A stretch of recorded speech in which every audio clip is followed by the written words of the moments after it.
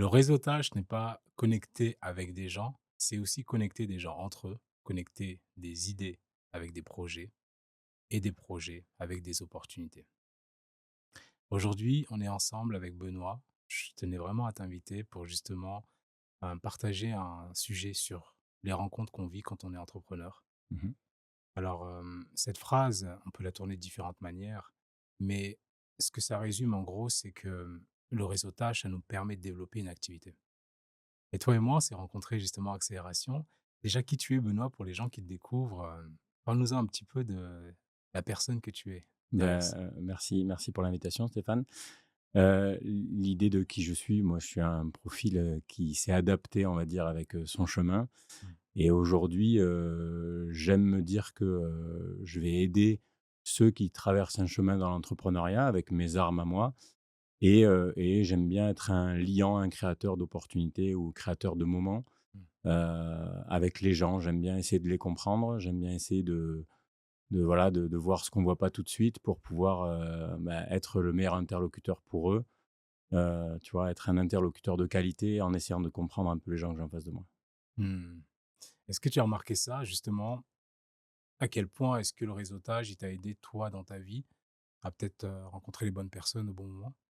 Ouais, ouais, ça a été le cas, puis là, c'est le cas, fort en ce moment, je pense que c'est des petites phrases, c'est des petits conseils, c'est des ouvertures d'esprit qu'on a à certains moments qui font qu'au final, quand tu rencontres la bonne personne, ça s'équilibre et ça s'ouvre complètement donc ouais, aujourd'hui, le réseautage m'a permis, de faire du business, de rencontrer des personnes qui m'ont, développé. Mmh. Tu en fais partie, hein. C'est des moments où on s'ouvre, où on ose dire, certaines choses, où on se laisse aller sur sa sensibilité, on se laisse aller sur, sa compréhension de quelque chose qui peut paraître ésotérique pour d'autres, mais qu'on se laisse et vraiment il y a ce truc-là où on est en roue libre parce qu'on est, en face de la bonne personne, ouais. Exactement ça.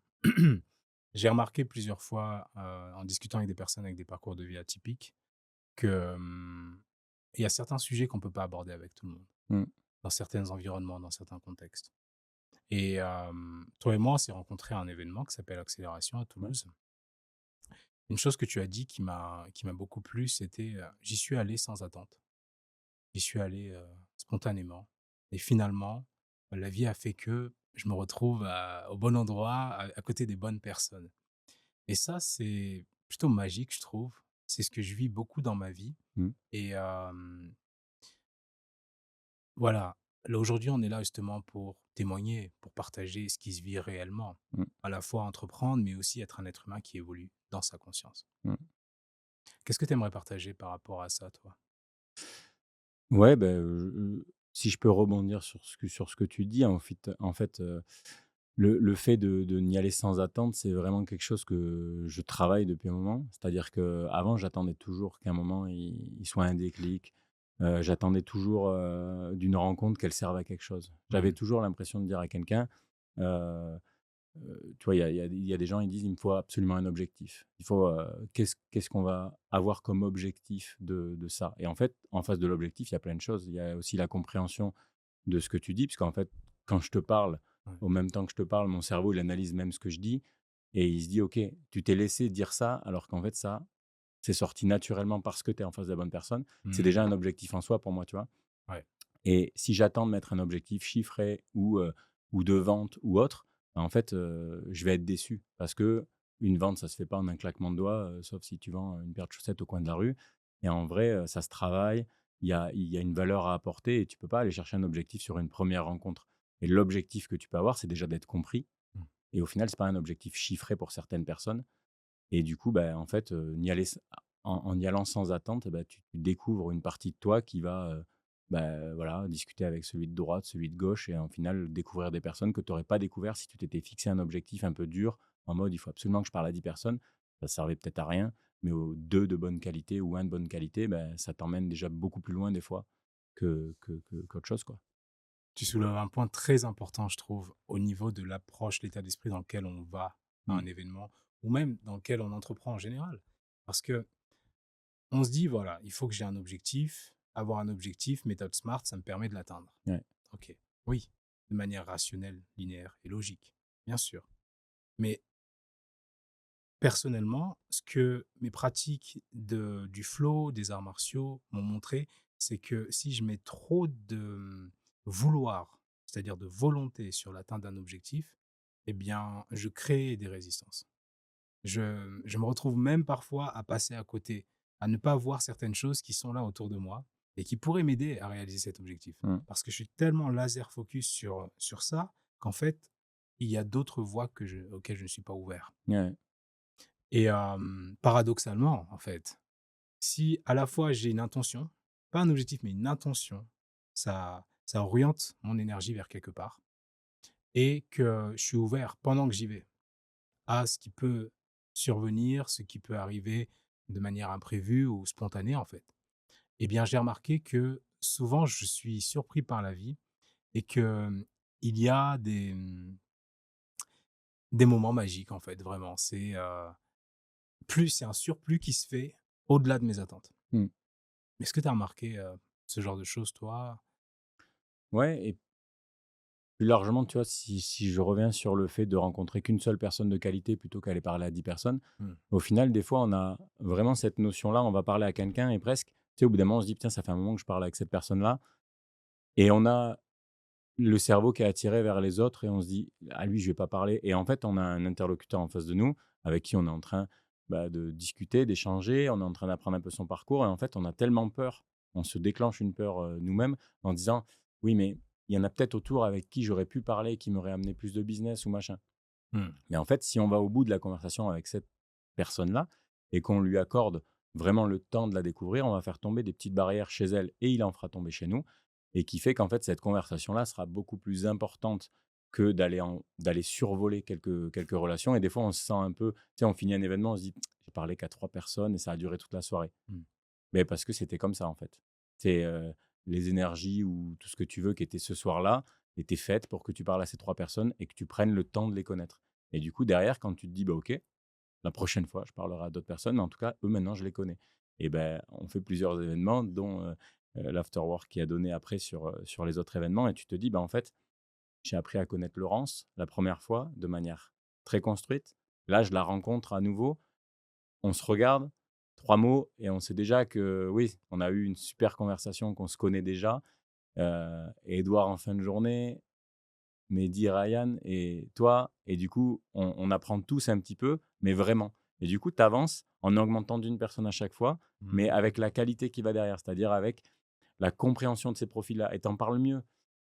Je vends ton art oratoire aujourd'hui parce qu'il m'a touché et parce que je le trouve pertinent, tu vois?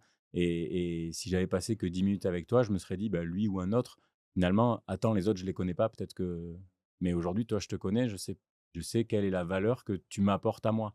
Donc je peux la transmettre aux autres, tu vois? Exactement. C'est quelque part une dimension où, en fait, tu ressens les choses Mmh, et ça approfondit les relations. ouais, Moi, j'aime beaucoup ça, je trouve ça brillant, en fait, parce que pour moi, la base, toute relation commerciale, amicale, intime, elle est basée sur le rapport de confiance et ce que tu décris là, c'est exactement ça. Pour les personnes qui vont à des événements, qui veulent justement développer leur réseau, rencontrer des opportunités, moi, ce qui m'a retenu pendant des années d'aller dans des événements, c'est parce que l'atmosphère, c'était, comme des personnes qui marchent avec une bulle sur leur tête en disant: «Qu'est-ce que tu vas m'apporter?» mmh, Et c'est gênant. C'est trop, en fait. Alors que tout le monde est là pour vraiment connecter. Mais quand on met cette barrière entre nous, en fait, de notre intérêt, eh bien, finalement, on passe à côté de ce que les relations humaines peuvent vraiment nous offrir. Et des fois, oui, comme tu dis, c'est de rester là avec une personne, même si ça ne te fait pas atteindre ton objectif de la soirée. Qui sait? mmh, Peut-être qu'enrichir cette relation-là, ça peut ouvrir d'autres portes. ouais, ouais. Ah, c'est clairement ça. En fait, c'est enfin, de toute façon, à force de se parler, on le voit, c'est vraiment le laisse aller, en fait, Ouais, vraiment le laisse aller qui tu es. ouais. Tu vas tomber sur une personne qui, n'est pas sensible à la façon dont tu parles, qui est pas sensible à ça et c'est pas grave et tu laisses couler et hop, ça va accrocher une personne qui est sensible à ça, qui qui entend ce que tu as à dire et qui a envie de partager avec toi et du coup, bah, en fait, ça se fait tout seul et des fois on a peur des mots qu'on va dire. Alors, tu vois, par exemple, le profil de Laurence, c'est très bon, c'est qu'elle peut même pas dire à tout le monde ce qu'elle fait parce que En fait, tout le monde n'est pas prêt de l'entendre, mais en même temps, c'est pas fait pour tout le monde. Et Mmh. du coup, en fait, il faut juste se dire: «OK, c'est pas fait pour tout le monde». La première personne, c'est fait pour elle, la deuxième personne, c'est pas fait pour elle, bah, tant pis, on va continuer à approfondir chaque profil et un jour où tu tombes sur la personne où c'est en phase, Ouais. bah, c'est fluide, c'est nourri et elle apprend parce qu'au final, elle va tomber contre des personnes qui n'ont pas ces idées et donc du coup, elle va pas pouvoir les développer comme elle veut et donc elle restera dans ce flou dans leur tête à eux en mode: «Oui, c'est ésotérique, ça n'apportera rien, Mmh. elle est perchée», alors qu'en fait, elle est normale, elle fait juste avec son vécu, avec ses prises, mais elle est emmenée sur des terrains où certains n'ont pas encore vécu, que certains n'ont même pas encore imaginé parce que, bah, dans leur vie, cet événement-là, il est pas survenu, parce que, l'échelle de souffrance pour les autres, elle est pas la même pour elles. Donc, du coup, chacun va avoir, ses barrières à faire tomber au fur et à mesure des événements qui l'ont atteint au cours de sa vie, quoi. C'est ça. C'est quelque chose qui, moi, me touche, en particulier parce que, tu vois, j'ai grandi dans une autre culture. Mmh, Je suis né en Afrique et j'ai fait 6 ans de ma vie là-bas. Puis ensuite, je suis arrivé ici en France et j'ai vécu très tôt le fait d'être, différent mmh, et de, recevoir le regard des personnes autour de moi sur ma différence. mmh, Couleur de peau, seul enfant, black dans le village parce que j'ai grandi dans la nature, dans la campagne, là où étaient mes parents. Et très tôt, j'ai vécu l'intolérance, mmh. le jugement, le rejet sur des choses que les personnes ne connaissent absolument pas de moi, juste parce que j'étais différent. Ça a été une très belle école. Parce que en plus de ça, tu rajoutes un bégaiement jusqu'à l'âge de 8 ans. OK. Donc difficulté à trouver mes mots, à exprimer ce que je ressens au fond de moi Ouais. et en étant un gamin plutôt observateur et sensible à son environnement. Donc je capte très tôt des choses qui se passent, des dynamiques qu'ont les adultes, qu'ont les enfants autour de moi, que je trouve étranges. Ouais, Sauf que j'arrive pas à nommer ça. C'est très difficile de terminer une phrase. ouais.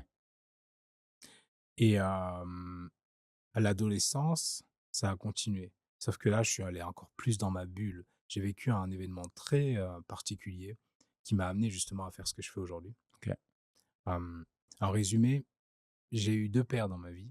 Mon père biologique avec qui je suis toujours en lien et mon père adoptif OK, qui était militaire et c'est de lui dont je tiens le nom de famille OK, et il est décédé quand j'avais 11 ans d'un accident de voiture OK. et je sentais qu'il allait pas bien. Il était rentré de la guerre du Kosovo. Il avait vu des choses, fait des choses là-bas auxquelles il était pas revenu. Une partie de son être n'était plus là. OK. Il était en colère contre le gouvernement et on savait pas pourquoi.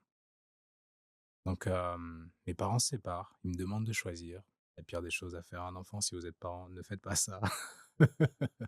Demandez pas à un enfant de choisir avec qui il veut partir Ouais, et je sens que mon père adoptif va mal. Émotionnellement, je sais pas d'où ça me vient, mais j'ai la certitude que s'il y a pas quelqu'un avec lui, il va partir. ouais. Je choisis de partir avec ma mère. Un mois plus tard, il décède d'un suicide. OK. À 11 ans, ça me fait voir déjà la vie d'une manière particulière, avec un rapport à la mort qui est là. Je vais à l'enterrement de mon père adoptif Mmh. à 11 ans et je me dis: «C'est quoi la vie?» C'est à ce moment-là que je commence à me poser les questions: «C'est quoi le sens de la vie? Ouais, Pourquoi on est là?» Tu vois? Qu'est-ce qui est important finalement? Est-ce qu'il a construit une vie? Il avait préparé son assurance vie, il était parti prendre une maison, acheter une maison pour qu'on puisse vivre dans la campagne. Il était prêt à entrer dans un nouveau chapitre de sa vie et là, bam! À quoi ça ressemble une vie où on prévoit tout et finalement l'essentiel, c'est-à-dire notre rapport avec, pourquoi je suis là? mmh, Pourquoi je fais les choses? Le sens? À quoi ça sert si on ne se pose pas ces questions-là?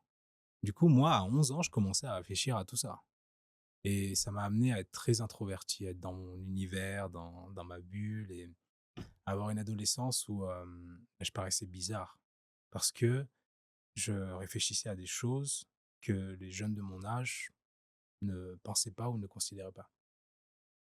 Hem, le rapport à la mort, j'y reviens parce que c'est pour moi, c'est vraiment déterminant vis-à-vis de notre spiritualité. mmh, C'est la première barrière, tu vois? Pour moi et comme j'ai franchi à 11 ans avec un enterrement ici en France, puis ensuite à 13 ans, vivre en enterrement en Afrique, où j'ai vu la force de l'esprit de quelqu'un, ma propre arrière-grand-mère, qui est décédée à 102 ans. Et depuis 6 mois, elle était prête à partir. Mais elle attendait le retour de ma mère et moi au pays. Pendant 6 mois, elle est restée en forme. Elle a attendu qu'on revienne. La semaine où on est arrivé, je l'ai vue, mon arrière-grand-mère, qui est un peu la matriarche de notre famille, et avec son sourire. Et là, c'est bon. Elle éteint ses yeux et elle est Je peux partie. partir, ouais. Et là, ça m'a donné un rapport à la mort différent, que c'est possible qu'elle soit paisible. Mmh. Donc moi, c'est ces expériences de vie qui ont formé l'homme que je suis aujourd'hui et ma vision des choses. Maintenant, quand je parle de ça à quelqu'un qui n'a pas vécu ces expériences, qui n'a peut-être pas euh, la même paix vis-à-vis de la mort, Mmh. vis-à-vis de euh, l'intérêt envers ces questions de vie spirituelle. Moi, ça m'est tombé dessus dès l'enfance. Mmh. Donc aujourd'hui, j'ai du respect pour les gens qui n'en sont pas là parce que je comprends que c'est des expériences à vivre. Mmh. Mais l'intolérance, je l'ai connue trop longtemps dans ma vie pour laisser l'intolérance des gens, l'ignorance, la peur, le jugement et les critiques continuer à impacter comment moi je vis les choses. Mmh. Et c'est pour ça que une chose que je dis, c'est vraiment arrêtons de laisser le droit au monde de dire qui on est. Pour une personne, ça peut être perché, pour quelqu'un d'autre, c'est réel. Mmh. C'est une question d'opinion. Je pense aussi que c'est une question, tu vois, tu as dit beaucoup de choses sur ton parcours au final, il y a une colère, il y a une, pas un stress, mais il y a une énergie que tu avais en toi et que tu as pas pu développer. Mm, Hem, du coup, tu as été freiné un peu à ce moment-là mm, et en fait, ces obstacles-là, ils t'ont fait grandir à leur mesure comme malheureusement les décès font grandir inconsciemment. Soit mm. la perte d'un père qui t'oblige à prendre une partie de toi un peu plus, haute. Ouais, Tu te dis: «Ben, maintenant, c'est moi «l'homme» entre guillemets», oui, même si c'est inconscient, on l'a tous ce réflexe exactement. et du coup, ben, en fait, j'ai pas pu m'exprimer, je n'y arrivais pas. J'ai perdu une figure paternelle, je vais devenir un homme qui sait s'exprimer, tu vois? Et on se retrouve à un chemin de ton parcours où tout est aligné, où tu connais tes mots, tu as un vocabulaire enrichi parce que tu t'es ouvert aux énergies, parce que tu es allé te renseigner, parce que tu t'es éduqué, parce que tu as fait ce qu'il fallait. Et aujourd'hui, tu te retrouves dans un schéma où en fait, bah, heureusement que ton profil, il a été ce qu'il est. On ne Mm, peut pas effacer chacun son profil et si c'était à revivre, des fois, il vaudrait mieux le revivre de la même manière ouais, parce que c'est dangereux d'imaginer un autre chemin. ouais. Mais en gros, c'est le fait que tu aies vécu ça, qui permet qu'aujourd'hui, tu puisses libérer la parole de personnes qui n'ont pas vécu ça, mais qui ont des blocages sur leurs différences, sur leur façon d'avoir raconté ce qu'ils ont vécu, du prisme qu'ils l'ont vécu. Et du coup, cette libération, elle est due à ton parcours et c'est ça que je trouve chouette que tu arrives à aujourd'hui avec, je vais pas spoiler le nom de ton mais c'est vraiment la liberté que tu vas procurer à des gens qui vont s'exprimer grâce à toi, Ouais. elle est puissante quand même parce qu'elle vient du fond de toi et au lieu de te dire: «Bah, maintenant, je vais gagner tout seul», bah, tu dis: «OK, moi, ce que j'ai pas pu exprimer, je vais permettre à d'autres de l'exprimer». Il y a un truc qui est quand même assez chouette là-dedans, tu vois? Exactement, C'est cool, quoi. exactement. J'aime bien dire que la beauté de l'être humain, elle se révèle dans notre capacité à mettre nos forces en commun Mmh. pour collaborer. Ouais. Pourquoi je dis ça? Parce que mon expérience de vie me permet de comprendre qu'est-ce que ça demande à l'intérieur de soi pour pouvoir trouver sa voie. Mmh. Et ça, c'est ce que je peux transmettre à quelqu'un Ouais. qui justement a envie de libérer sa parole sur des sujets, etc. Et qui sent des blocages, qui sent des freins. Maintenant, quand on allie nos forces, eh bien, dans un espace de groupe, une personne peut aussi entendre le témoignage de quelqu'un qui a eu des expériences similaires. Mmh. Ça peut lui permettre de se sentir plus ancré dans sa propre réalité, de retrouver une certaine paix Mmh. intérieurement Ouais. par rapport à certains sujets. C'est là qu'on voit la richesse collective que l'on a dans notre humanité, je trouve. Mmh. Ouais, je suis d'accord. Là-dessus, je suis d'accord et aujourd'hui, le fait d'aider des profils qui sont, tu vois, perdus dans leur parcours, Mmh. je parle des personnes en recherche d'emploi, des personnes qui après 20 ans d'une carrière dans un même domaine, doivent changer Ouais. par la santé, par la force des choses, par l'argent. Et en gros, on se retrouve avec des profils qui, des fois, sont bloqués. Et ça m'est arrivé à un moment donné de mon parcours où tu te dis, bah, en fait, je sais rien faire d'autre. Et de toute façon, on me l'avait dit que j'étais nul et que je savais rien faire d'autre. Et du coup, en fait, tu te dis, bah, en fait, qu'est-ce que je vais donner suite à ça? Et c'est pas la vengeance de dire, «Non, je vais y arriver, je vais vous montrer», en fait, je m'en fous de leur montrer. Mmh. Mais qu'est-ce que moi je vais faire de ce qui m'arrive et comment je vais aller plus loin, tu vois? Et en gros, une fois que tu as trouvé la force en toi, c'est de dire aujourd'hui, quand je parle à quelqu'un et que je lui explique, la fiche de poste, quand je lui explique, où on doit aller, Mmh. en fait, au bout d'un moment, je dis: «OK, là, ça fait un quart d'heure, 20 minutes, 30 minutes peut-être qu'on est en train de discuter. Le poste, il est pas fait pour vous». Parce qu'en fait, dans 6 mois, dans 5 mois, dans 4 mois, il y a une frustration qui va venir parce qu'en fait, il y a des choses qui vous correspondent pas dans ce poste et en gros, c'est juste une fenêtre de tir parce qu'il vous faut quelque chose. Ouais. Mais en vrai, là, ça marchera pas. Donc, on va continuer à étudier votre profil. On va reprendre encore 10-15 minutes pour vraiment comprendre. Mais celui-là, il n'est pas fait pour vous. Mais ça sert à rien de naviguer dans des trucs où on va proposer quelque chose qui correspond pas. Parce qu'en fait, Oui, on abîme les profils, on abîme les exactement, entreprises aussi, c'est ça. mais on abîme les profils. Il y a des profils qui ont besoin de comprendre la transversalité qu'ils ont. Mmh. Accompagner quelqu'un sur sa fin de vie, heu, ça demande énormément d'énergie, ça demande, un recul de soi-même pour ne pas pleurer à chaque fois, pour ne Mmh. pas, hem, oublier tous les bons moments qu'on a vécu avec cette personne parce qu'il est malade. Et en gros, toute cette force d'énergie-là, on peut la mettre dans tellement d'autres choses. Mmh. Et du coup, ça, des voyages, on peut parler aussi de choses plus gaies, hein, mais des voyages à l'étranger qui nourrissent, Ouais, la diversité des profils qu'on a rencontrés, qui ouais. nourrissent notre inconscient, qui nous remettent, pour certains, des valeurs d'argent, des valeurs de, sentiment de bien-être et tout ça. Et ben, en fait, si on regarde ce qu'ils ont vécu et tout, en fait, niveau transversalité, si tu étais dans le sport, que tu as toujours fait des trucs, on peut trouver un poste qui va te correspondre. Et il y a cette phrase qui fait que si tu aimes ton travail, tu auras jamais l'impression de travailler. Au Exactement. final, il faut s'en rapprocher le plus possible de toute manière. Et du coup, comprendre la transversalité, c'est un peu, moi, la chance que j'ai. Mon profil m'a aidé à le développer dans l'inconscient et dans j'ai eu ça en moi à un moment donné, je ne l'ai pas écouté et puis ça m'est revenu me chercher beaucoup plus tard. Et aujourd'hui, j'ai ce sentiment d'avoir envie de vraiment de comprendre les gens et ça se Mmh. fait naturellement. Et ben, aujourd'hui, je suis content de pouvoir insuffler ça et de voir des gens qui se comprennent mieux et qui disent: «OK, ah oui, mais c'est vrai que je peux faire ça». Et après quand ils se développent et que plus tard, on passe les voir 1 an et demi après, qu'ils sont toujours en poste et qu'ils sont rayonnants et que ils sont contents, tu dis: «OK, OK, on était sur, une bonne compréhension» et ça me nourrit à chaque fois, tu vois? Je Oui, suis content quand je le donne, quoi. oui. Dans ce que tu viens de dire, on commence à moi personnellement, je vois la, l'éthique qu'il y a derrière ce qui t'anime Mmh. et c'est ça qui m'a plu dans ce que tu fais. C'est aussi ce qui m'a donné envie de justement en parler là. Hem, est-ce que tu peux nous en dire un peu plus sur, avec ton parcours, avec les épreuves que toi tu as vécues, Ouais. ça t'a amené à créer quelque chose. Mmh. C'est ça la richesse humaine, je trouve. Ouais. Et c'est ça aussi dans le contexte dans lequel on est aujourd'hui, où il y a de la difficulté à faire confiance, à trouver des personnes, fiables, Mmh. de OK, il y a des jeunes qui se sentent paumés, Ouais. qui ont peu d'espoir en l'avenir. Il y a des générations de professionnels qui sont en reconversion totale de leur vie. Ils changent de voie, ils changent de métier, mais ils se demandent: «Comment je fais? Par où je commence?» Ouais. Tous ces problèmes, en fait, ils nous offrent l'opportunité de pouvoir révéler l'humanité qui est en nous. Mmh. Et je trouve que c'est ce que ton projet, il représente.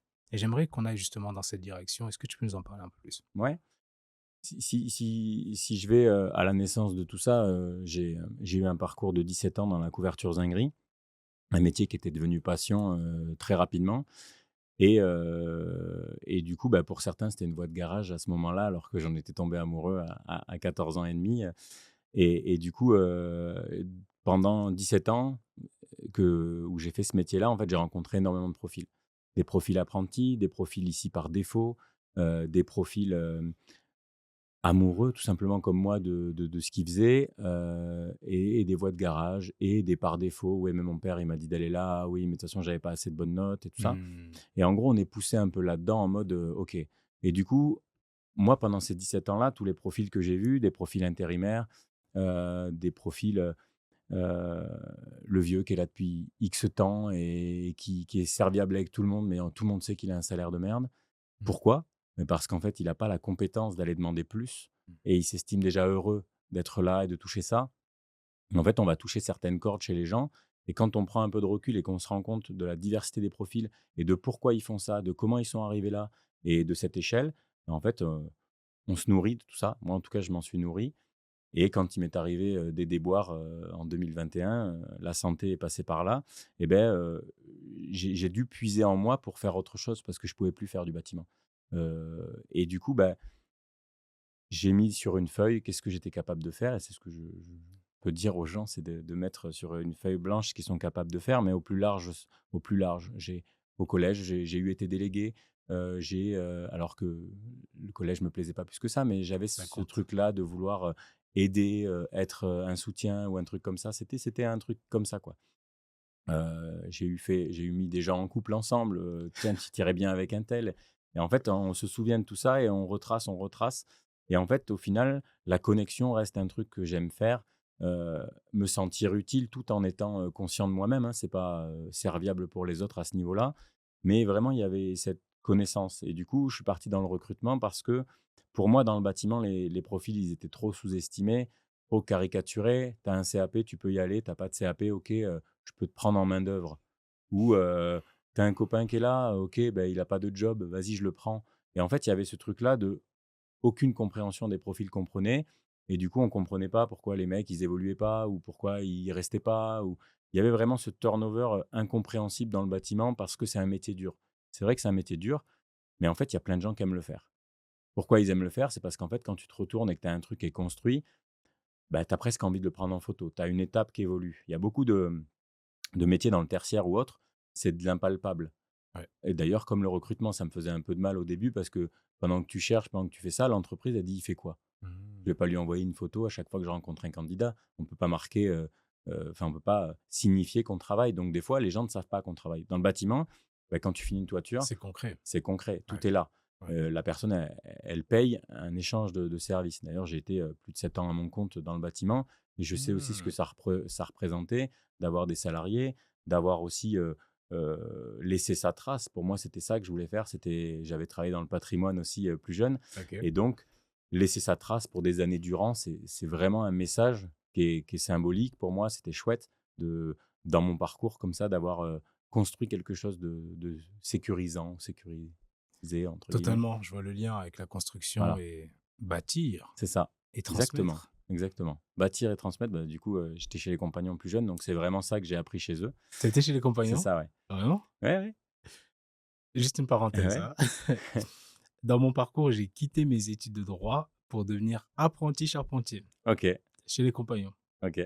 Donc j'étais à la maison mère à Marseille, pour, l'alternance entre, tu vois, je sais pas si c'était comme ça déjà à ton époque, mais, Waouh! hem, Fais attention à ce que tu mon oui. époque. Là-bas, là, a l'air de Là-bas, c'est bon quoi. eh bien, oui, j'étais à Marseille en alternance et dans le Var pour travailler, plutôt dans le Var en alternance et à la maison mère à Mmh, Marseille et c'était l'une des périodes les plus formatrices, de ma jeunesse à 20 ans. ouais.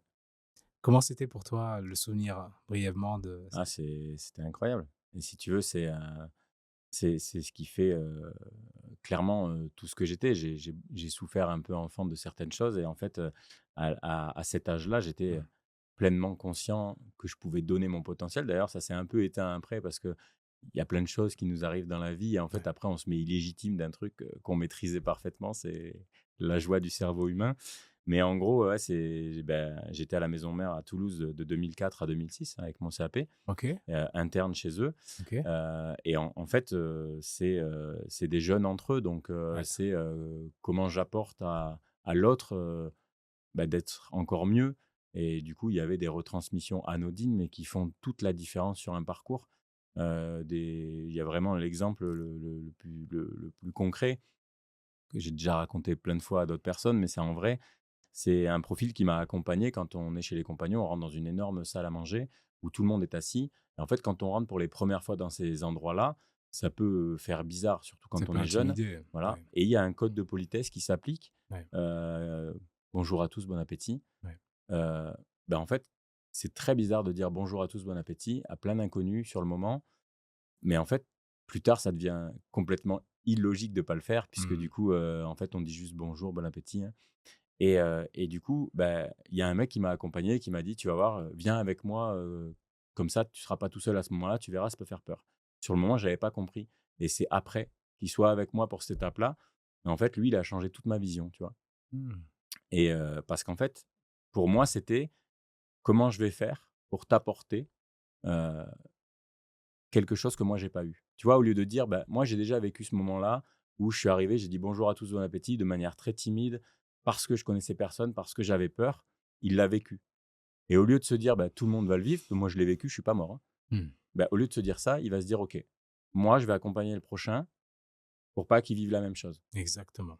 En gros, aujourd'hui dans le recrutement, c'est un peu ce que je me dis, c'est comment essayer de mieux comprendre, tu vois? La transition, elle est parfaite parce C'est que c'est dingue. vraiment ce moment-là qui m'a permis, en fait, de développer quand je couche sur le papier tout ça et Ouais. de me dire: «OK, je vais partir dans le recrutement parce que je vais aider, en fait, ceux qui ont pas eu la chance d'avoir la réflexion que moi ou les mêmes rencontres que moi», parce que mon parcours a été enrichi des rencontres que j'ai fait tout du long. Et ouais, c'est ça. Et du coup, c'est à ce moment-là que je développe ça et que je me dis: «OK, je vais me former à ça» et je rentre dans un réseau, le Mercato de l'emploi qui m'a aidé à me développer et ça fait 4 ans maintenant que je fais du recrutement et toujours avec cette notion de vraiment accompagner le profil à sa juste valeur, tu vois? Essayer de vraiment comprendre la personne que j'ai en face de moi et pas juste: «OK, le CV a l'air cohérent avec le poste, je l'envoie, on verra bien ce qui va se passer». Et ça, c'est un peu compliqué pour moi. Ouais. Donc du coup, ça, je fais pas. Et en fait, en voyant tous ces candidats qui ont besoin d'exprimer, en voyant tous ces CV qui sont mal faits, parce que, en fait, tout le monde n'est pas community manager. Ouais. Donc tout le monde n'a pas les armes pour, faire un profil, vraiment comme ça. Ouais. Et donc du coup, quand on arrive en entretien, les mains moites, les jambes qui tremblent, pas la chance de pouvoir s'exprimer correctement, en fait, on a perdu déjà 75 de son identité parce C'est qu'en fait, ça. quand il va arriver en entreprise, son CV lui ressemble même pas parce qu'il a fait ce qu'il pouvait. Son entretien, il est pas cohérent. Il va oublier de parler du salaire parce que, on parle pas d'argent, hein, j'ai Surtout pas envie ici. que la personne, elle me dise: «Non» à cause du salaire. Je suis prêt à Ouais. faire des efforts, je veux juste travailler. Ouais. Voilà, il y a plein de choses qui rentrent en ligne de compte et en fait, je me suis dit: «Comment les aider?» En vrai, pour les aider, il faudrait un peu d'argent parce Mmh. que, je peux pas travailler gratuitement et j'avais laissé de côté cette idée, un peu en mode, «Ce sera pour plus tard». OK. Je savais que ça allait le faire un jour, mais pas quand, je sais pas. Et en fait, à force de voir les entrepreneurs aussi travailler ensemble et avoir, ce moment où tu te présentes tu as 30 secondes et du coup, faudrait que tu sois impactant parce que du coup, faut pas qu'on oublie qui tu es, mais faut que tu donnes tes services aussi parce que du coup, il faudrait vraiment qu'on comprenne ce que tu fais. Et à la fin, tu nous donneras une petite punchline pour vraiment que tu restes dans les mémoires de tout le monde. Sauf que tout le monde fait ça et Ouais. du coup, tu restes dans les mémoires de personne. Mmh. Parce qu'en fait, il y a trop d'informations. Notre cerveau, il Surchargé est là. trop informé Ouais. et du coup, en fait, si tu as pas besoin, d'un coach en prise de parole ou de l'art oratoire, en fait, je t'ai oublié dans 10 minutes. Parce que entre temps, moi, j'avais vraiment envie de me faire assurer un truc et j'ai entendu qu'il y avait un assureur donc en fait, ton profil, il dégage dans mon esprit assez rapidement. Une réalité, ouais. Et en fait, voilà, comment on fait pour être vraiment bien compris? Comment on fait pour vraiment faire ça? Ouais. J'avais une trame un peu dans ma tête et à un moment donné où j'étais un peu plus en bas, parce que moi, c'est à chaque fois que je suis un peu plus en bas dans ma vie que mon cerveau, il crépite de, OK, comment on va se relever de tout ça? Comment on va faire de ce moment, dur, un moment, de tremplin? Ouais. Je me dis: «OK, je vais créer un truc», en discutant avec d'autres personnes en mode, je vais créer une façon de se connaître avec les entrepreneurs Mmh. et qui va me permettre de développer les opportunités qu'ils peuvent avoir, mais surtout qui ils sont. Et en gros, en faisant un jeu comme une Murder et du coup, je me suis dit: «OK, Murder, un jour, j'aurai une maison, un lieu à moi, donc Murder House». Voilà et puis du coup, je me dis: «OK, c'est un endroit où on m'aidera à enquêter sur soi, en fait, ou un endroit où on m'aidera à se comprendre». Alors ça peut paraître pour certains qui m'ont déjà dit: «Ouais, mais ça rime avec la mort et tout ça». Oui, OK, on le prend comme on veut. Moi, je le prends plutôt sur, l'enquête de chaque profil qu'on a en face de soi pour vraiment découvrir déjà qui on est, mais qui sont les autres aussi qui nous entourent. Parce que les autres, c'est nous, en fait, pour les autres. Tu vois? On est vraiment l'autre pour Ouais. n'importe qui Ouais. et en fait, du coup, en faisant ça avec leur profil, j'essaye de montrer qu'on peut avoir n'importe quel profil, mais fait d'une manière un peu plus, douce et qui nous ressemble OK. et on va mélanger la vie, tu vois? Heu, on peut trouver, un livre sur l'Afrique, tu vois, dans une bibliothèque Et puis on dit: «Mais pourquoi c'est là?» Et puis on trouve, à l'intérieur un QR code et ça m'emmène sur Stéphane, tu vois? Et du coup: «OK, t'es africain?» «Bah, ouais, en fait, je te raconte mon parcours et là, on sait qui tu es et en fait, on se souviendra toujours. Stéphane, art oratoire, africain». En fait, c'est des mémotechniques pour le Oui, on va pas dire à chaque fois, «Il est africain». oui, Mais par contre, on s'en rappellera oui. et en fait, ça marquera directement, tu vois? Mmh. Et en gros, bah, j'essaye de chercher, tu vois, Arnaud Marty, il fait du gospel, il ose le dire à personne et du coup, il adore ça. Bah, du coup, il y avait un alibi qui était, la présence à une journée de gospel à Toulouse et du coup, quand il flashait le QR code du flyer, ça emmenait sur son profil LinkedIn et donc du coup, c'était un alibi pour lui. Il pouvait pas avoir tué la personne en question Attends, attends, attends, dans là, mon tu nous jeu. amènes dans l'enquête, là, Ouais, c'est ça, justement. Attends, c'est attends. ça. Comment déjà ça se passe quand on arrive dans la Murder House? Comment ça se passe? Ben, déjà, tu arrives avec des enveloppes et tu vas prendre les profils de toutes les personnes présentes. Donc tu peux tomber sur le tien si le hasard est comme ça et tu tomberas sur les profils d'autres personnes que moi-même j'ai réalisé grâce à un formulaire que j'envoie pour récolter toutes sortes d'informations OK, donc et les pouvoir te mettre en profils valeur. OK. Si je comprends bien, les profils sont dans des enveloppes, hein? Ouais, OK. Tu arrives, tu reçois plusieurs enveloppes?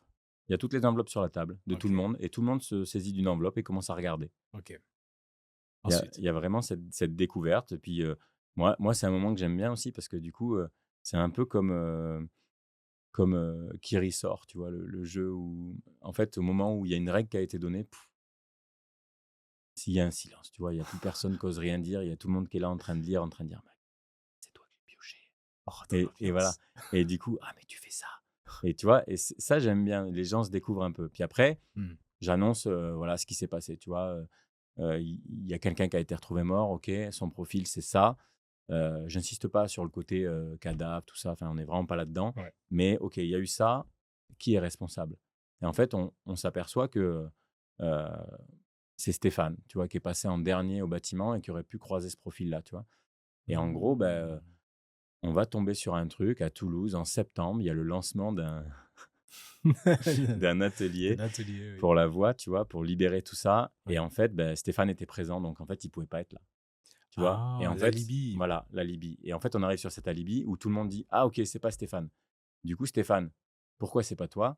Qu'est-ce qui se passe en septembre? OK! Tu vois? OK, alors c'est une occasion de pouvoir se présenter et permettre de découvrir aux Voilà, autres ce qu'on fait de manière ludique. exactement et surtout de manière concrète. Ouais, Parce que tu vois, n'importe quel métier peut avoir, une case un peu sombre dans ta tête, tu vois? Un ouais, assureur, c'est pour m'assurer. c'est vrai. Mais si, dans ton entreprise, on te dit: «OK, l'assureur, en fait, il était pas là Mmh. parce qu'il était en entreprise en train de faire une espèce d'audit pour être sûr que son assurance, entreprise, elle soit bien faite, qu'il y ait, assez de choses dans l'assurance, que ce soit bien couvert, les incendies, les machins par rapport à ce qui est en place. Ouais. OK, toi tu fais: «Ah mais tu te déplaces?» «Bien sûr que je me déplace».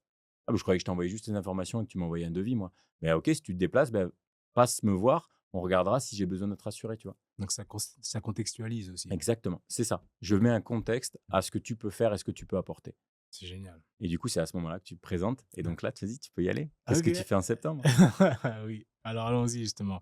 En septembre, je propose un atelier qui est en petit groupe. Il y aura 20 places pour le premier. C'est l'inauguration d'un club que j'appelle Elysium. C'est un club d'éloquence pour les entrepreneurs.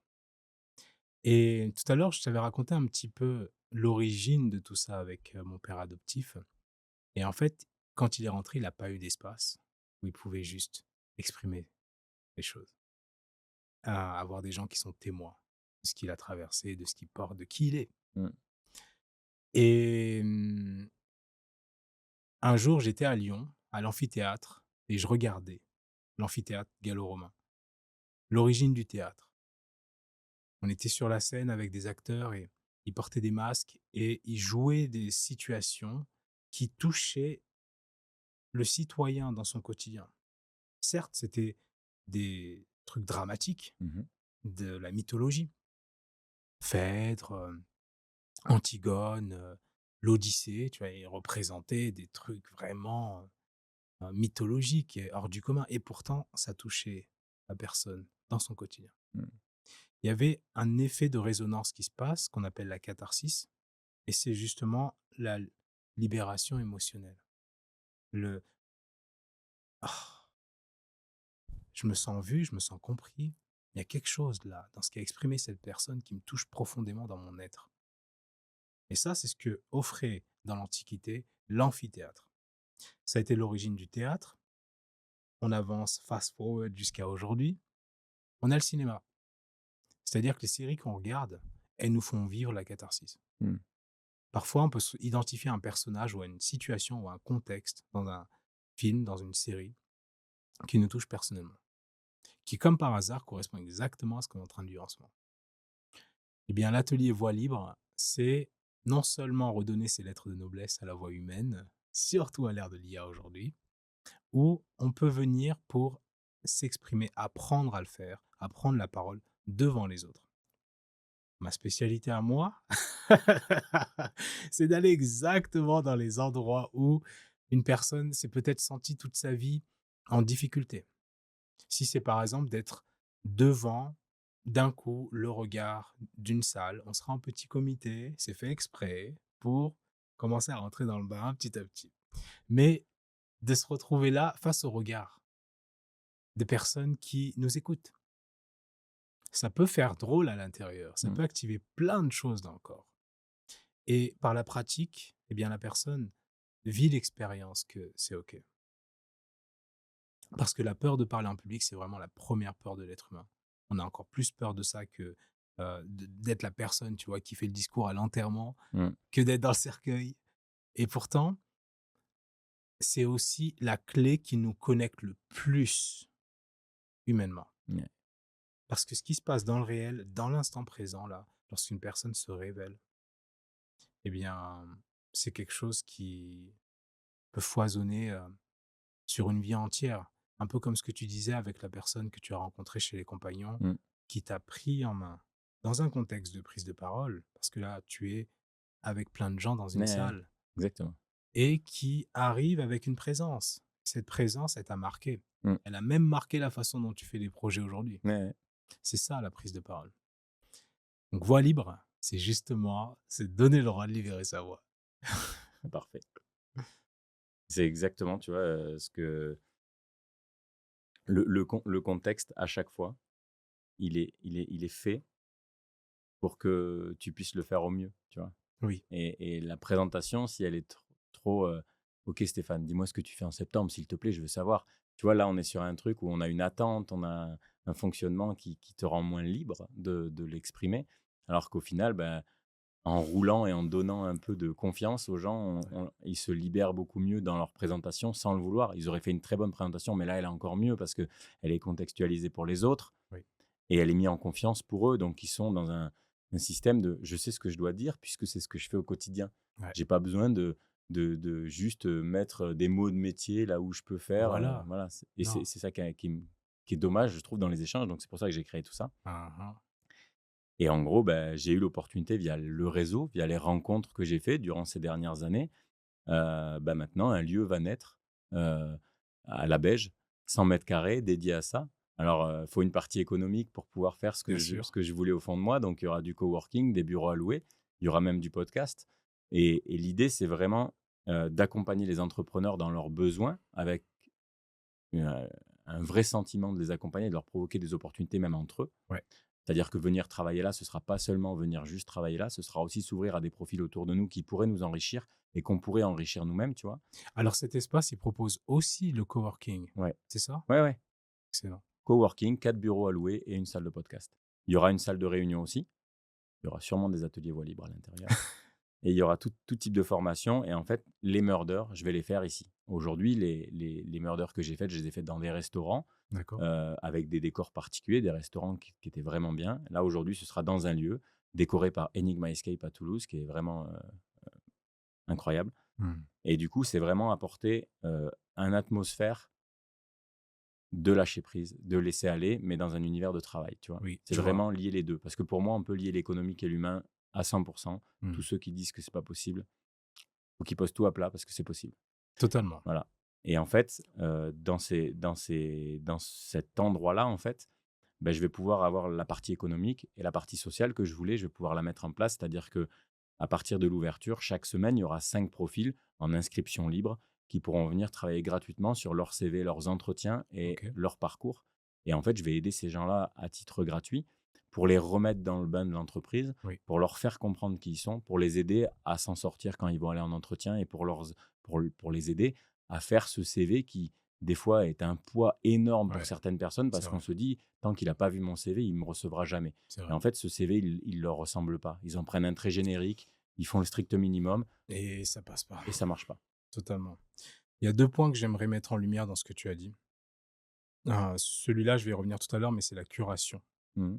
d'environnement et le premier point, en lien avec là, ce dont tu parles, j'étais à Paris jusqu'il y a quelques semaines et je côtoyais là-bas beaucoup de jeunes qui doivent passer des entretiens, Mmh.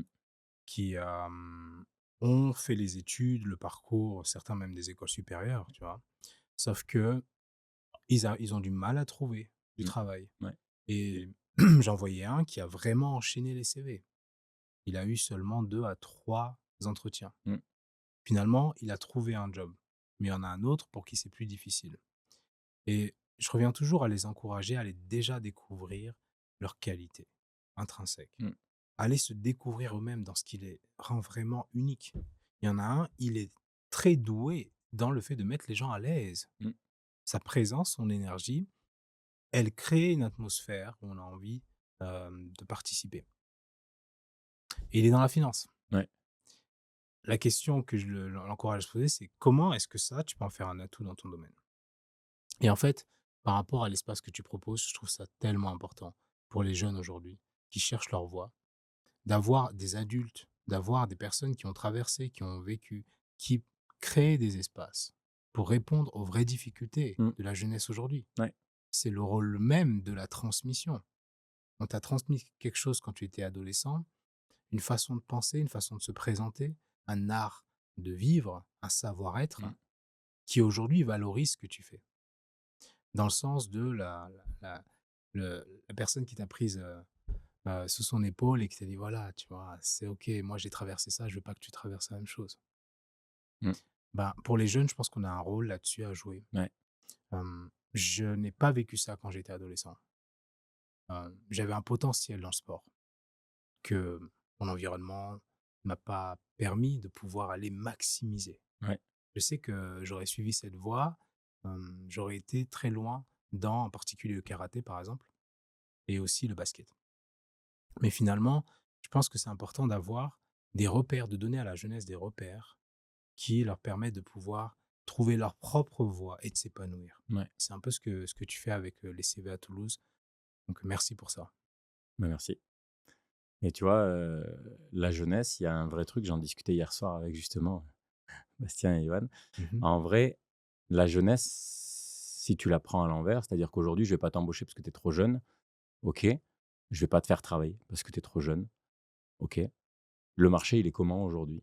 Le marché, il va vite. Le marché, il touche tout le monde. Ouais, Les gens s'enferment sur, leur tranche d'âge, que ouais, ce soit dans leurs prospects, dans leur vision. ouais. Aujourd'hui, la jeunesse, elle nous permet d'accélérer, certaines facettes de nous et du coup, est-ce que ce serait pas une chance d'avoir un jeune qui va se lier avec un plus ancien dans la boîte? On va Ouais. garder les compétences, on va avoir la reconnaissance de ce jeune pour l'accompagnement. Il Oui. va développer un syndrome d'appartenance à la boîte par Mhm. rapport à ce qu'elle lui a offert Totalement, et en totalement. fait, on va construire une nouvelle identité qui Une va nouvelle basculer et culture. on va durer Ouais, et en fait, les gens qui se ferment des jeunes profils en disant: «OK, mais il va falloir le former». ouais. Oui, mais si tu le formes pas, il arrive des choses dans la vie des autres qui font que tu vas perdre des compétences C'est ça, par les axes de vie, par, tout un tas de choses qui se passent aujourd'hui c'est ça. et du coup, en fait, plutôt que de perdre les compétences, il vaut mieux les accompagner à grandir et il vaut mieux les développer au sein de sa propre entreprise.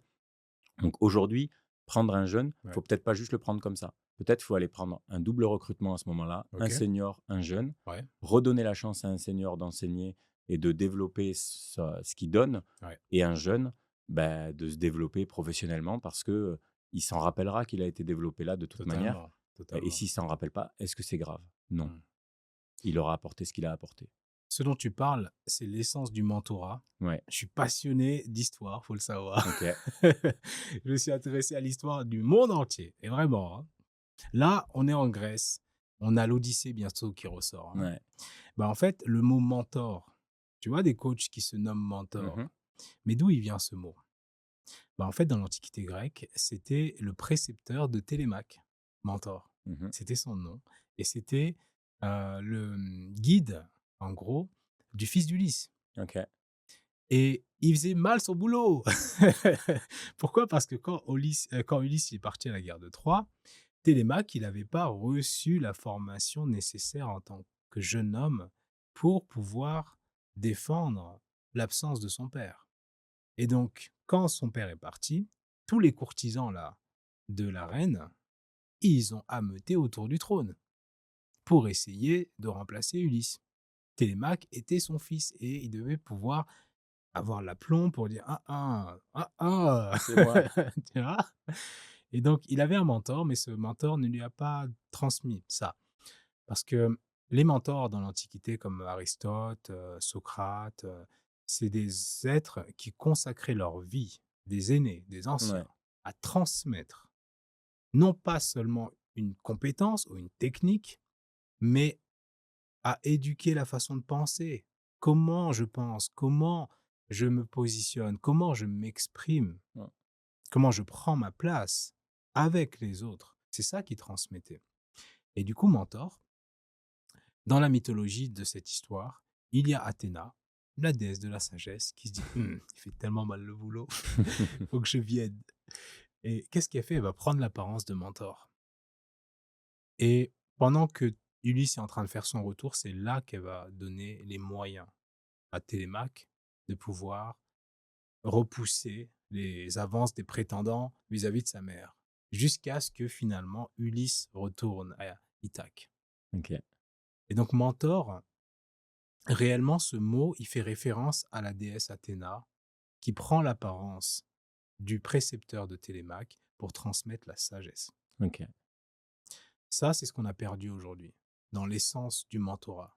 Parce qu'on en trouve plein des mentorats, mais des vrais mentorats qui vont aider l'individu à s'enraciner dans son être, Mmh. à prendre sa place dans la vie.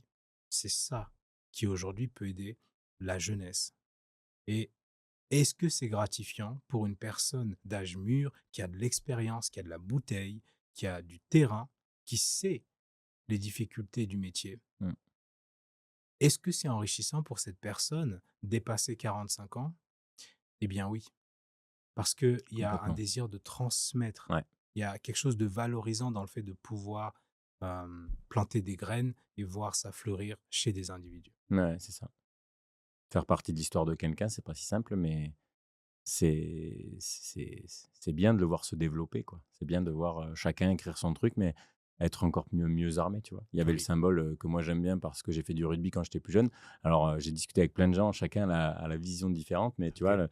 moi en tout cas, c'était la mienne, c'était, faire une passe en arrière pour permettre à quelqu'un d'aller plus loin que soi, tu vois? C'était en gros, c'est Ah, on va avoir un obstacle, du coup, avant de buter à cet obstacle et de finir par terre ouais. et de ne plus pouvoir avancer et de perdre le ballon et de reculer pour, refaire des passes, Mmh. mais c'était de le donner au bon moment pour moi, OK, je vais pas pouvoir aller plus loin que ça. Soit parce que je vais mourir, parce qu'on arrive à la fin d'une vie, Mmh. soit parce que je rencontre une difficulté, donc je vais aller chercher l'information pour pouvoir avancer, soit parce que j'ai envie de transmettre à quelqu'un qui va aller beaucoup plus loin que moi et en fait, si tu regardes un peu ça, c'est pour moi, c'était ça la vision, c'était faire la passe au bon moment pour lui permettre d'aller encore plus loin que toi, tu vois? C'est ça. Et je trouve que c'est ce que je cherchais et que j'avais du mal à exprimer dans un sport solitaire, on va dire. Oui. Mais dans un sport collectif, c'est vraiment, ben, en fait, tu peux pas gagner tout seul et du coup, il y a vraiment cette notion de faut quand même donner, tu vois? Parce que si Ouais, tu la tiens trop longtemps, ouais, on perd quoi qu'il arrive du temps, du terrain, tout ce que tu veux. Donc en fait, il faut vraiment apprendre à donner au bon moment ouais. et de la manière la plus simple possible. Ça sert à rien de faire le geste le plus technique du monde. Des Mmh. fois, juste de dire: «Attention, si tu viens à telle heure, gare-toi derrière parce que, tu vois, c'est plus compliqué à Par telle heure. exemple. C'est déjà donner une arme à quelqu'un qu'on Oui. avait plutôt que de le laisser galérer et qu'il arrive 10 minutes en retard et qu'il dise: «Putain, j'ai pas réussi à me garer, en fait, j'aurais pu me garer derrière». Ouais. Ouais, je le savais, j'aurais pu te le dire. Rétention d'informations inutile, Mmh. qui ne nourrit personne. C'est ça. Parce que toi, ça te nourrit pas forcément, puisque en plus, tu auras perdu du temps et elle, elle a pas été nourrie par toi donc elle, par contre, elle le dira peut-être: «Moi, j'ai galéré la dernière fois, fais attention». Exactement. Qu'on ne s'y trompe pas, hein, la parole, c'est une arme. Mmh. C'est notamment ce que je transmets. Elle a toujours été représentée, la parole, le fait de s'exprimer, par une épée Mmh. qui a 2 tranchants. Ouais. Il y a un tranchant qui peut réunir, qui peut réconcilier, qui peut permettre de faire des ponts et la paix, qui peut bâtir la culture d'une entreprise, qui peut fédérer autour d'une vision. Ça, c'est ce que la parole, elle nous permet de faire, mais elle nous permet aussi de trancher, de poser des limites, de dire non, de libérer sa voix sur les sujets qui comptent, Mmh. de ne pas accepter par notre silence, le vote du silencieux, des choses qui sont inacceptables Mmh. humainement. Ouais. Et ça, dans l'Antiquité, les Grecs y avaient déjà pensé. Est-ce que c'est important dans une société que les individus puissent avoir la liberté de s'exprimer, puissent exprimer leurs véritables besoins? Mmh. Pour ça, dans ce cas, ça veut dire que si on veut que les gens puissent exprimer leurs véritables besoins pour qu'on puisse construire une société stable, ils doivent avoir la liberté Ouais. de dire ce qu'ils ressentent vraiment et ce qu'ils vivent vraiment. Et donc, ça a donné un terme qu'on appelle la parésia. C'est la franchise. Il était attendu du citoyen grec de pouvoir s'exprimer avec franchise et honnêteté. Aujourd'hui, les valeurs se sont inversées. Dans le monde du travail, je le vois, je l'ai vécu dans mes propres expériences, c'est la jungle. Mmh. C'est plus il y a de rétention d'informations et plus on se sent protégé.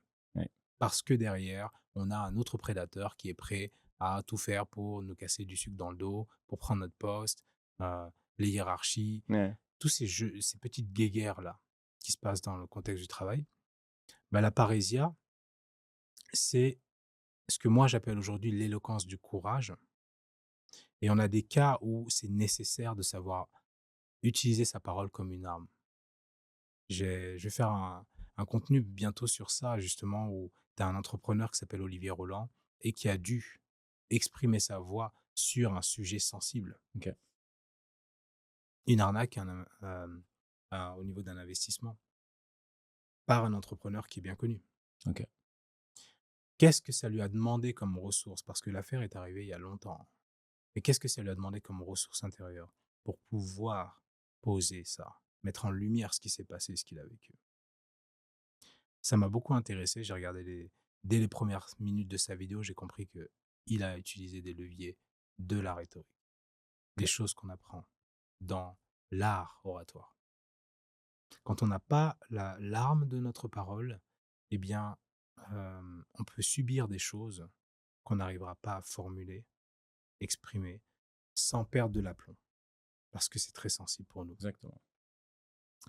Notre réputation, elle peut en prendre des coups par des propos qui ont été mal interprétés et hors contexte de ce qu'on a dit. Par contre, quand on fixe le cadre dès le départ et Ouais. que c'est filmé, c'est très difficile de venir remettre dans tous les sens ce qu'on a dit. Mmh. Surtout dans l'ère de l'édition et du montage C'est là, ça, ouais. tu vois? Donc ça nous protège. Mais aussi, surtout, bah, ça nous permet de connecter avec des vrais êtres humains. Ouais. D'accord. Mais voilà, revenons à cette notion de curation parce que ce que tu crées, en fait, c'est vraiment, hem, c'est de la curation d'espaces, d'environnements qui permettent à les entrepreneurs de se connecter Ouais. et de se découvrir. Qu'est-ce que ça apporte à quelqu'un qui est en train de développer son activité et qui souhaite avoir du réseau, rencontrer des personnes qui peuvent recommander son service à des personnes de leur réseau? Surtout face à l'exercice du pitch qui est un petit peu des fois, Bah, c'est ça. L'idée, c'est que ce soit pas un exercice. OK. En fait, à l'intérieur de ce moment-là, c'est plus un exercice.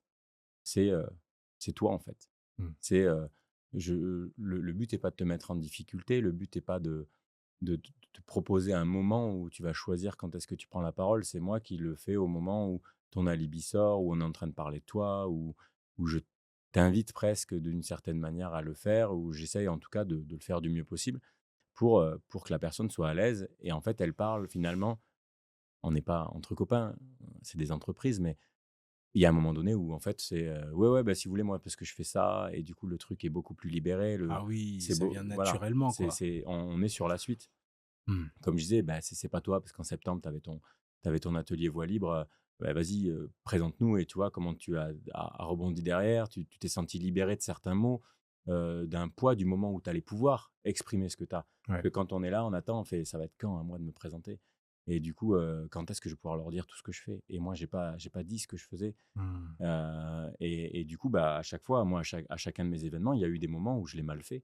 Il y a eu des moments où on m'a dit: «Ah, et ben du coup, je m'applique à la fois d'après pour que tout le monde» et en fait, j'apprends de ces expériences-là, tout comme les gens qui viennent apprennent des autres, en Mmh. fait et c'est vraiment un atelier constructif, quoi, tu vois? Formidable. Il y a plus qu'à rejoindre, hein, franchement. En septembre, je sens qu'il y a des choses intéressantes qui vont se passer à C'est Toulouse, ça. hein. La prochaine Murder, c'est octobre et l'ouverture du lieu vers novembre, je pense. OK, est-ce que tu Voilà. peux, voilà, nous préciser justement, où est-ce qu'on va pour, s'inscrire si on a envie de vivre ça, quoi? Alors, les places pour octobre, ils vont être ouverts, début septembre. OK, Heu, il y aura que 25 places maximum. ouais, Et ce sera la dernière avant qu'on bascule vraiment dans le lieu de la Beige et du coup, bah, les travaux ont déjà commencé à la Beige et pour l'instant, c'est que de la démolition, mais en tout cas, on va aller vers la construction d'un lieu, qui me ressemble et que je veux ouvert à tout le monde ouais, et du coup, ça, ce sera vers novembre donc je pense que, voilà, s'il faut début novembre ou fin novembre, il y aura pas de murder en novembre non plus peut-être, le temps que tout se mette en place bien et sûr. après on partira sur, 2 murders par mois, limité entre 10 et 15 maximum pour OK. vraiment avoir des mini groupes un impact encore plus gros et il y aura des heures du matin, des heures du soir pour essayer de convenir à tout le monde et que des profils qui peuvent pas se rencontrer le matin se rencontrent plutôt le soir et voilà que chacun soit à l'aise à ce moment-là, libre de se présenter, libre de rencontrer des gens Mmh. dans un jeu, dans un moment de partage qui sera pas, «Je te pose ma carte de visite sur la table, on s'appelle quand tu as 5 minutes», ça marche pas. Ça marche plus. Exactement. Parce que la carte de visite, voilà, on l'oublie et puis en fait, on cherche tous aujourd'hui à se rapprocher de personnes, à se rapprocher de sentiments, de compétences et pas de services, quoi. En fait, les services aujourd'hui, tout le monde peut le faire. Donc Mmh. en vrai, pourquoi je viens te voir toi? Parce que tu me touches, tu vois? Parce qu'il y a quelque chose chez toi qui me parle. C'est comme ça que ça fonctionne aujourd'hui, je C'est pense ça. et c'est Ouais, comme ça que ça dure entre les gens ouais et du coup, c'est ce que j'ai envie de faire avec la Murder, en tout cas. et je trouve même que c'est comme ça qu'on s'épanouit, en fait. Mmh, En résumé, donc, les inscriptions s'ouvrent à partir de septembre pour la Murder House. exactement, En octobre, il y a une première date et en novembre, une date sur le lieu qui est en train d'arriver. exactement, Super. Pour tous les entrepreneurs toulousains qui nous écoutent et qui ont envie de découvrir justement dans le réel l'énergie de Benoît, parce que là, ce qui ressort à l'écran, c'est ce que je ressens moi. OK, Et ben, je vous invite vraiment à venir. On vit déjà en fait des rencontres grâce à des événements qui nous permettent de se découvrir, de se exactement, rencontrer. Nous, on en est l'expérience même, l'exemple même, et ça change beaucoup de choses. exactement. Ouais. Pour ma part, en septembre, atelier voix libre, on y va. C'est l'inauguration, ça va être vraiment, avec l'énergie que je partage, hein, Je serai là, je serai là. et ben, moi, je suis content que que tu sois là, justement, un invité d'honneur là-dessus. Car, c'est avant tout une question d'œuvrer aujourd'hui avec, les personnes qui nous inspirent et avec qui c'est juste fluide. Merci Benoît. Merci à toi, Stéphane. À bientôt sur un prochain podcast. Yes, avec grand plaisir.